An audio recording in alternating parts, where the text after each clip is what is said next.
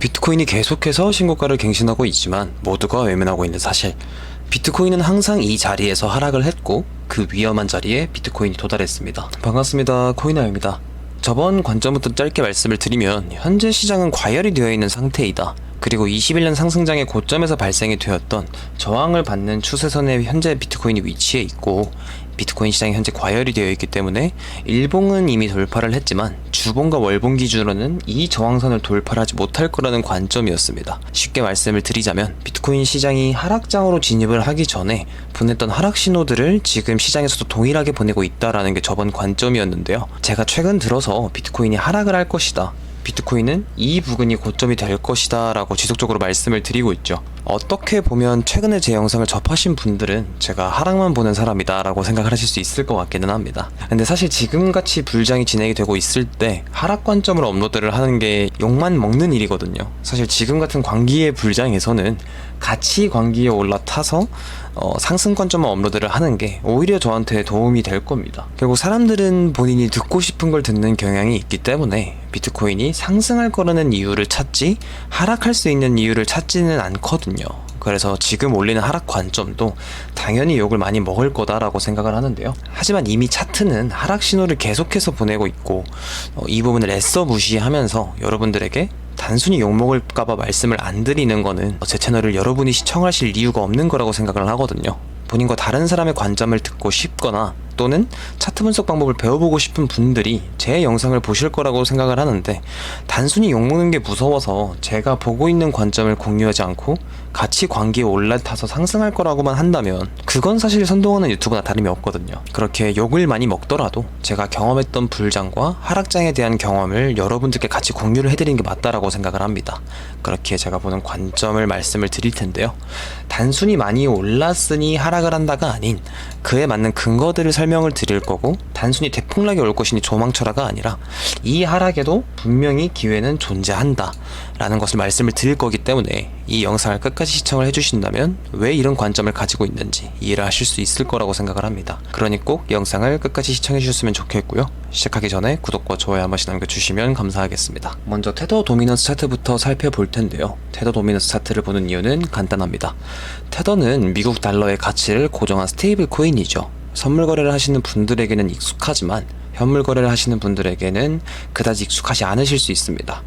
업비트 같은 국내 거래소는 상관이 없지만 해외에서는 대부분 이 테더로 거래를 한다라고 생각을 하시면 되는데요. 도미넌스는 쉽게 말해서 이 시장에서 차지하는 비중이다. 즉 테더 도미넌스가 높아지게 되면 시장에서 현금화가 진행이 되고 테더를 보유하려는 경향이 커지게 되는 거죠. 그래서 비트코인과 반대로 흘러가는 디커플링 현상이 나타나는 게 테더 도미넌스 차트라고 생각을 하시면 되는데요. 테더 도미넌스는 2018년부터 지금까지 지속적으로 우상향을 하면서 이 상승 추세선을 지켜주었습니다. 이 테더 도미넌스 차트만 봐도 상승장과 하락장이 언제였는지가 보이는데요. 이때가 21년 두 번의 불장, 테더 도미넌스가 하락을 할 땐 테더의 보유량이 줄어들면서 불장이 왔고, 이 상승 추세선에 맞닿고 지지가 발생했을 때 도미넌스가 반등을 하면서 하락장이 왔죠. 이때 도미넌스가 크게 반등을 했을 때가 21년 말에 비트코인의 큰 하락장이 왔을 때고, 이 위에서 횡보를 할 때가 크립토 윈터, 즉 비트코인은 횡보장이었다라고 생각을 하시면 됩니다. 도미넌스 횡보 후에 크게 하락을 했을 때가 올해 초에 이제 크게 상승을 했을 때죠. 이때가 73K까지 원웨이 상승을 했을 때인데 73K의 고점이 찍히고 8개월간 횡보장이 왔을 때, 그때의 시작이 바로 이 도미넌스의 상승 추세선에 맞닿았을 때입니다. 올해 3월에 이 추세선에 맞닿고 테더 도미넌스가 반등을 했고 이 비트코인은 횡보장의 시작.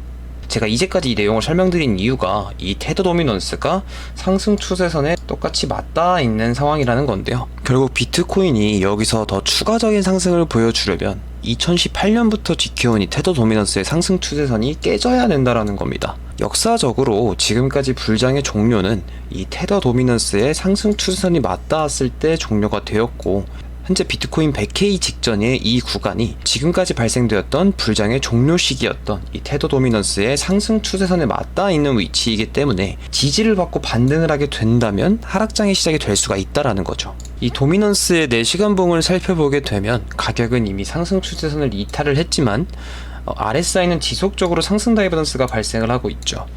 즉 이 하락 무빙이 페이크 무빙이 될 수 있는 가능성이 높다라는 뜻인데, 제가 텔레그램에서 25일을 계속해서 주목하라고 말씀을 드리는 이유가 바로 25일이 주봉 마감일이기 때문입니다. 만약 테더 도미넌스의 4시간 봉에서 상승 다이버전스 발생으로 인한 더블 바텀 패턴이 찍히고 그대로 반등하는 모습을 보여줬을 때는 주봉 기준으로 결국 이 추세선을 지켜준 상태에서 마감을 하는 것이기 때문에 25일 이후부터는 강하게 반등할 수 있는 가능성이 높은 거죠. 그리고 비트코인으로 돌아와서 비트코인의 주봉 마감일도 동일하게 25일입니다.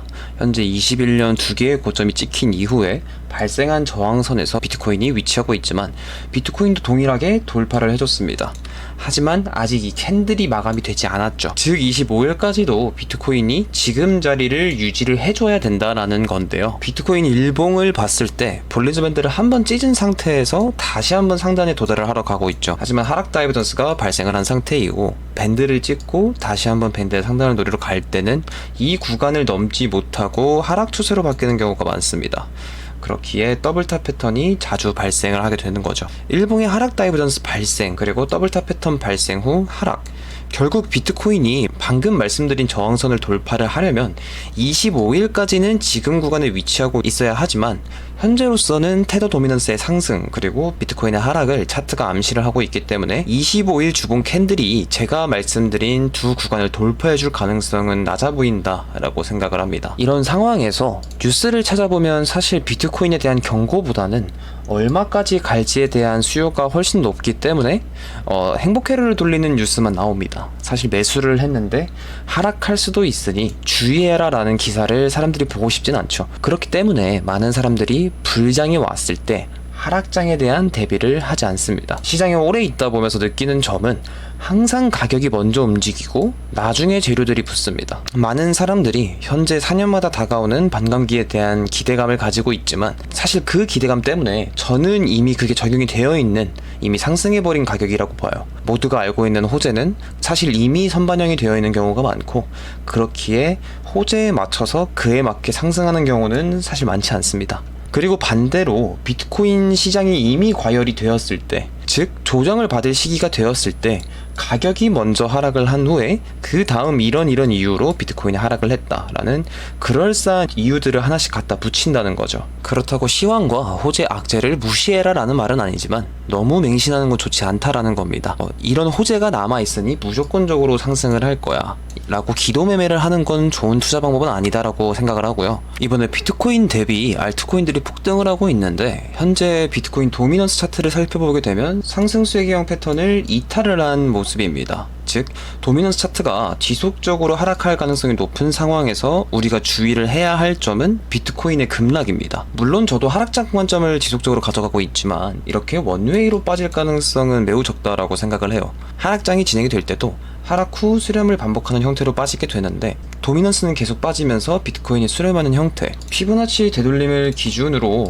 236 구간에서 횡보를 하던 382 구간에서 횡보를 하던 결국 이때가 폭등한 알트코인들이 정말 많이 생길 겁니다. 그래서 비트코인 도미넌스 하락이 진행 중일 때 롱포지션 기준으로 비트코인보다는 비트코인이 하락을 멈추고 수렴하거나 아니면 약반등할 때 알트코인 롱포지션이 훨씬 더 수익률이 괜찮을 거라고 생각을 하고 있고, 저 같은 경우에도 계속 말씀을 드리는 건 비트코인 숏포지션은 동일하게 들고 가지만 비트코인이 반등 또는 횡보할 수 있는 구간에서는 알트코인 롱포지션 타점도 같이 노려보고 있다라고 말씀을 드리고 있는 거고요. 하락장이라고 해서 모두가 크게 손실을 보는 지옥이 아니라 사실 반대 상황을 대비를 하게 되면 하락장도 수익을 가져올 수 있는 그런 장이거든요. 결국 비트코인 시장은 빠르게 급변을 하기 때문에 메타 인지를 빠르게 하면 할수록 시장에서 오래 살아남을 수가 있고, 이 메타가 변화하는 것을 조금만 일찍 알아도 수익을 크게 가져오는 데는 문제가 없다. 그렇기 때문에 한 방향성을 맹신을 하는 것보다는 다양한 시나리오를 생각해 두고 나서 그에 맞는 대응으로 매매를 하는 게, 이 시장에서 손실을 보고 계시더라도 결국 시드가 제로가 돼서 기회가 더 이상 없지 않은 이상 언제든 기회는 찾아오기 때문에 최소한 그 기회를 잡을 준비를 해놓는 게 손실을 줄이고 수익을 극대화시키는 방법이다라고 생각을 하고 있습니다. 현재로서는 이러한 근거들 또 다른 근거들까지 종합을 하게 되면 영상이 너무 길어질 것 같아서 핵심적인 근거들로 영상을 만들었고 텔레그램에 다른 근거들을 좀 더 정도 올려놓은 상태이고요. 실시간 비트코인 움직임에 따른 방향성을 계속 업로드를 할 수가 없어서 텔레그램에서 공유를 해드리고 있기 때문에 댓글과 더보기란에 있는 텔레그램 방에도 참여를 해주시면 감사하겠습니다. 긴 영상 시청해주셔서 감사드리고요. 도움이 되셨다면 구독과 좋아요 그리고 알림 설정 한번 부탁드리겠습니다. 감사합니다.